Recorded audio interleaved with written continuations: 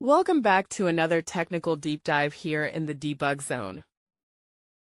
Today we're tackling a big question and breaking it down with insights from other users.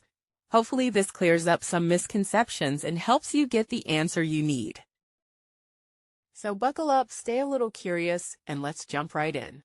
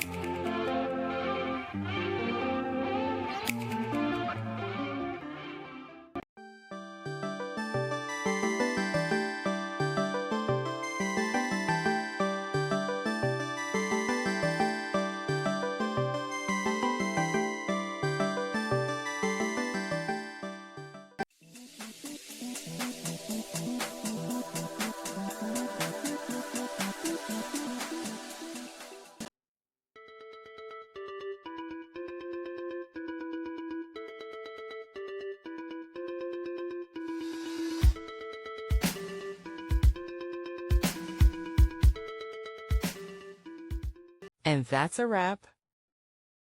I hope you found the answer you were looking for. If you did, take a second to hit that subscribe button. It really helps out. And let me know in the comments which solution worked best for you. See you next time in the debug zone.